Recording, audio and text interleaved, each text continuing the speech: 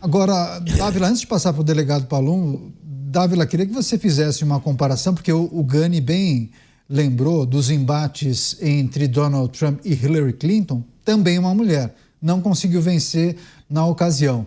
Kamala Harris, se for confirmada candidata democrata, teria mais chances do que Hillary naquela ocasião? Quais eram os contextos? É interessante, porque Hillary Clinton não ganhou o partido. Ela tinha uma atitude arrogante que espantava a militância. A militância sentia ela uma candidata distante do partido. Então, não tinha braço voluntário, não tinha gente vendendo Hillary Clinton na rua para o eleitor, para o vizinho. Não estava lá a sobrinha do Gani, lá, a prima do Gani lá, fazendo campanha no porta a porta. E isso faz muita falta na campanha. O que traz muita legitimidade para uma campanha política é esses voluntários na campanha. É gente falando no seu nome. Não é só o que está falando na imprensa. É gente que está ali conversando no botequim, é gente que está ali conversando na loja, na rua, na praça. Isso faz muita diferença. Hillary Clinton não teve isso. Era vista como assim, quase que uma aristocrata distante da massa do partido, e isso prejudicou demais a campanha dela. E quanto mais entrava no embate com o Trump, mais acirrava a imagem da distância dela. Ao invés de humanizar, mostrava, tá vendo? Olha como ela é metida. Então isso afastou demais. Então o que eu acho que Kamala Harris tem que fazer agora é primeiro ganhar o partido. É ganhar a base, porque se ela tiver a base, nesses momentos da oscilação numa campanha presidencial, a base segura. A base está lá te defendendo, a base não te abandona, a base está com você até o fim. Então é muito importante isso numa campanha presidencial. Que foi o grande trunfo de Bolsonaro. O Bolsonaro tinha uma base de voluntários gigantesca. E orgânica. Orgânica, que era muito mais forte do que qualquer base de militância partidária. E foi isso que sustentou a candidatura numa época que chegou antes da facada.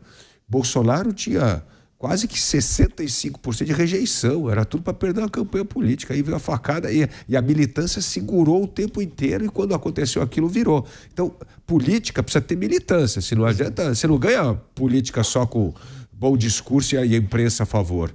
Então, foi isso que fez a Hillary perder aquela eleição no embate forte com o Trump. Então, dessa vez, Kamala Harris vai ter que ter a mesma estratégia. Uma estratégia de ganhar primeiro a base. Mas ela já é vice-presidente, então, em tese, ela tem um acesso diferente a essa base, né? Então, mas a Hillary Clinton era... O nome Clinton era que nem a Michelle Obama, assim, né? Primeira dama, né? Você deveria ter uma vantagem competitiva, mas aí você precisa trabalhar para ganhar essa base e não ficar distante. Foi o que o Obama fez muito bem. O Obama teve uma base política no Partido Democrata que ajudou demais na campanha, né? Então, a Kamala Harris vai ter que mostrar que ela é dura no enfrentamento, mas não pode ser muito dura a ponto de passar a imagem de arrogância e perder a base. Eu acho que esse é o tom que ela precisa encontrar. Pois é, muitas pessoas, né, delegado Palumbo, entendem que Kamala Harris, em função dessas bandeiras que ela defende, poderia conseguir conquistar, seduzir alguns grupos nos Estados Unidos, como os mais jovens, aqueles que se identificam com essas pautas progressistas de esquerda. O Gani, claro, em tom de brincadeira, mas dá o exemplo dessa prima dele nos Estados Unidos, que é uma entusiasta da Kamala Harris, mas assim como a prima do Gani, tem milhões de jovens americanos que curtem e se identificam com quem defende e enaltece essas pautas, né? Não, aqui no Brasil é febre, né? Entre os mais novos, 16, 18, 20, 22 anos, ser progressista, né? É triste, né? Tem que dar um boleto para eles pagarem, fazer trabalhar, porque eu, por exemplo, eu não compactuo com nada do que ela falou, mas ela, ao contrário do Biden, ela vai para o ataque. Aliás, já foi para o ataque. E o Trump é a mesma coisa, né? Então a gente vai ver aquela disputa lá, pau a pau, né, sem saber até agora quem pode levar ou não. Se fosse o Biden, eu apostaria no Trump. Agora, eu já tenho minhas dúvidas. Pois é, Dávila, queria que você também trouxesse uma reflexão sobre as manifestações e as postagens que já foram feitas por J.D. Vance, Donald Trump, alguns vídeos já publicados nas redes sociais de figuras do Partido Republicano, vídeos em que Kamala Harris já é atacada, eles fazem comparações dela com Joe Biden e também creditando a ela alguns segundo o Partido Republicano, essas figuras maus feitos da atual administração. Bom, duas coisas com o ataque político. Primeiro, quem está na política precisa saber tomar uns tomates na cabeça, porque faz parte do jogo, entendeu? Não adianta reagir a qualquer coisa. Você precisa saber que algumas coisas é isso mesmo, faz parte do jogo. Agora, o que você não pode deixar é passar ataques que te denigrem como candidato. Então, se falar que você é molenga com o imigrante e essa imagem pega, você está perdido, porque a imigração é uma questão hoje importante na eleição americana, né? Eu brinco que é que nem no Brasil agora, que pegou a imagem que o ministro Haddad é o maior criador de imposto do Brasil. Pegou, é meme, acabou, isso aí pegou. Então, assim, não tem agora... Ele fala que ele vai cortar a despesa, vai ter muita dificuldade para convencer, porque ele já é visto hoje... Vão achar que é piada, né? Vão achar que é piada, que é óbvio que não é sério. Então, assim, é importante você reagir a ataques que podem prejudicar a sua plataforma política. Mas outros ataques você tem que deixar passar batido, porque não vale a pena você gastar muito tempo em cima disso. Então precisa separar o joio do trigo nessa história do ataque, para saber no que assunto você deve reagir, precisa reagir, para se colocar politicamente e se diferenciar do seu adversário. Pois é, estou observando aqui, Alan Gani, as repercussões e também veículos internacionais destacando pontos principais dessa fala, esse pronunciamento que Kamala Harris fez há pouco para os apoiadores e também integrantes da campanha, ela defendendo o direito ao aborto, como nós trouxemos aqui, mas também ela defendeu a restrição de armas nessa fala, algo que é muito forte nessa agenda progressista, né? É muito forte, a gente sabe, né, da ânsia deles em regulação das armas nos Estados Unidos, lembrando que o direito à arma nos Estados Unidos, o direito à defesa, né, é um direito constitucional. Então, mesmo para muitos democratas, isso é uma agenda sensível, né? Mas, aparentemente, ela aposta nisso e faz, talvez, um discurso e já uma primeira sinalização mais progressista que a gente já viu numa campanha eleitoral, caso seja ela mesmo nos Estados Unidos. Muito mais do que o Barack Obama.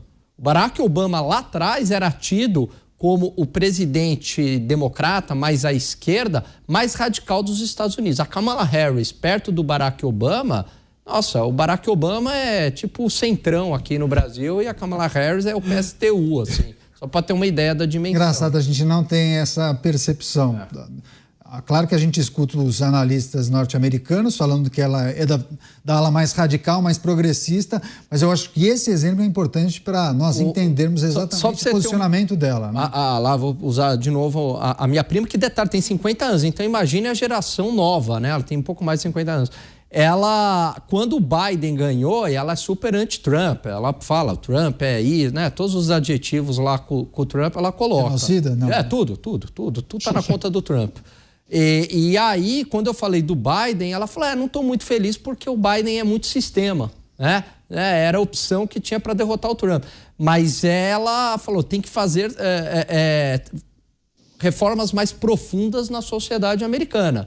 Então a Kamala Harris é essa aí, que quer reescrever a história dos Estados Unidos, que, por exemplo, nunca falou explicitamente isso, mas aqueles movimentos, como ela pode, Antifa, Black Lives Matter, que derrubam as estátuas dos fundadores dos Estados Unidos, porque à época alguns tinham escravos e aí derrubam a estátua dessas pessoas, ela é ali no seu íntimo a favor dessas pessoas, né? Pois é. A favor desses movimentos, desculpa. Pois é, delegado Palumbo, quais outros pontos o senhor gostaria de destacar? O que a gente deve acompanhar nessa campanha eleitoral? Eu me lembro que quando o Dávila mencionou que é do jogo, qualquer campanha, todo candidato vai tomar tomatada na cabeça, troca de ofensas, isso acontece. Agora, em um mundo digitalizado, essas ofensas acontecem por meio das redes sociais. Quando o Dávila dizia isso, você fez um joia para a câmera. Ou seja, concorda porque passou por isso? Eu passo por isso todos os dias, na verdade, né? Tem políticos que pagam pessoas para ficar me atacando nas redes sociais. A gente tem esse tipo de informação. O jogo é sujo, o jogo é pesado.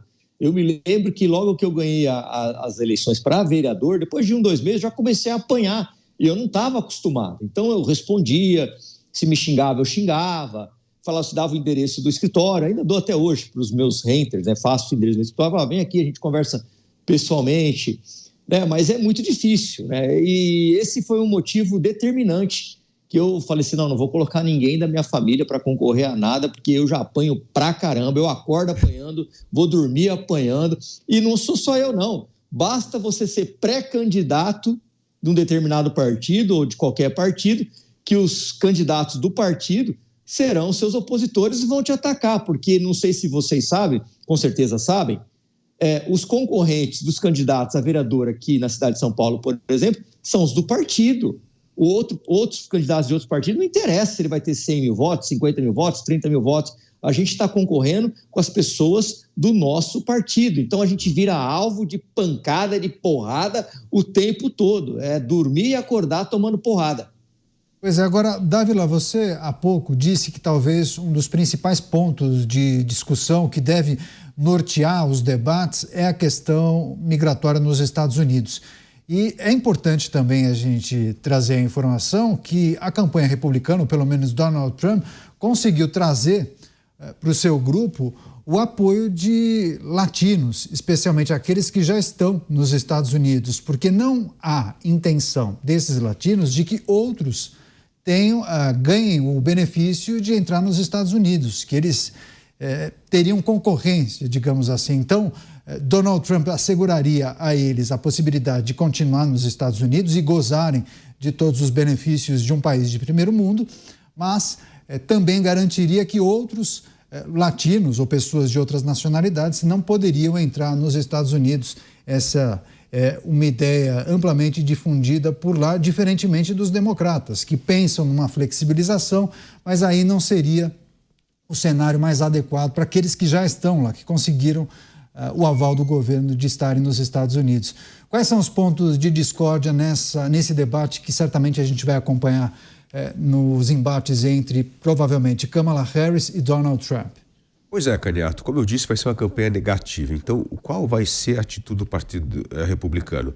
Colocar medo que se o democrata chegar à presidência da República, o que vai acontecer vai ter uma abertura liberou geral na borda e que vai ter uma invasão de imigrantes, principalmente latino-americanos, ilegais, entrando, tomando o lugar do seu filho na escola, nos hospitais públicos, roubando emprego. Vai ser uma campanha negativa, não vai ser uma campanha positiva.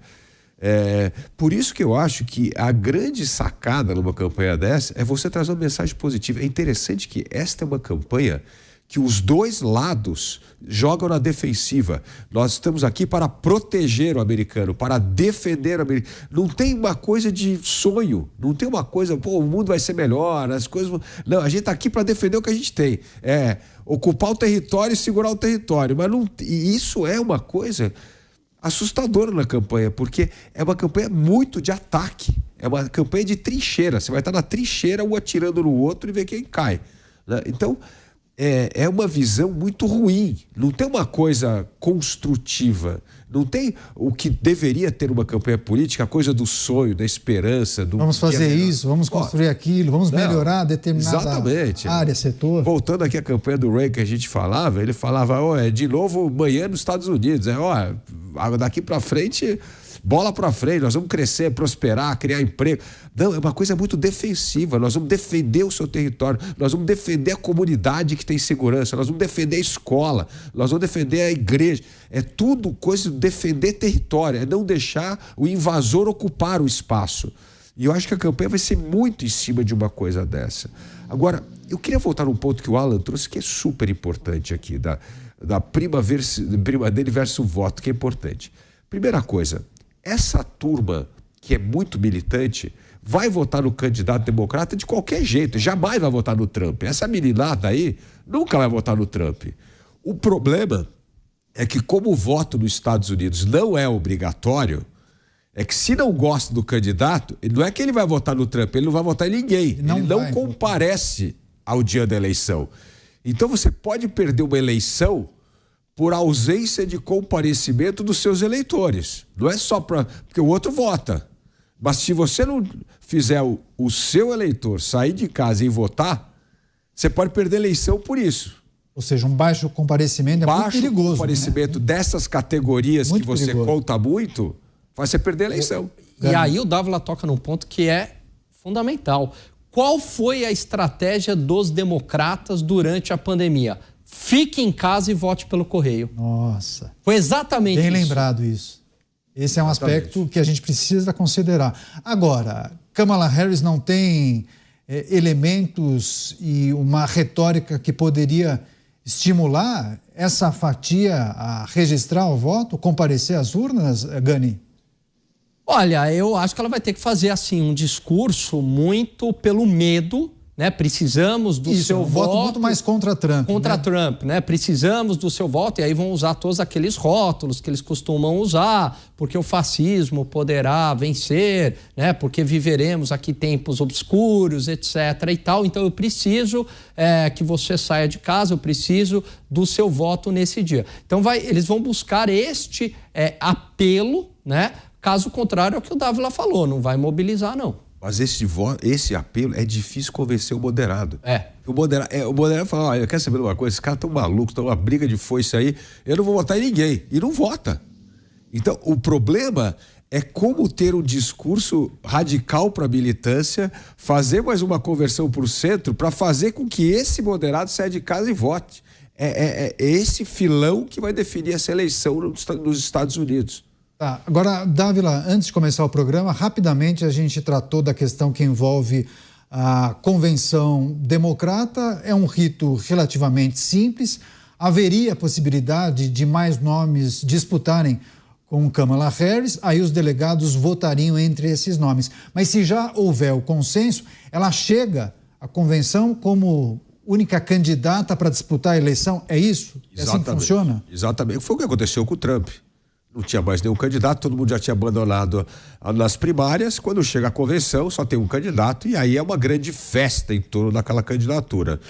É isso que Kamala Harris tem que fazer até a data da convenção, limpar os rivais, ser a única candidata, para aí ela praticamente ser consagrada na convenção em agosto lá em Chicago, e isso sim se tornar uma força política, porque ela tem, nessa convenção, Caliato, a coisa mais importante é mostrar força política. Olha, eu tenho um partido unido em torno de mim, eu sou uma candidata competitiva capaz de vencer Donald Trump. É isso que ela precisa provar até a data da convenção.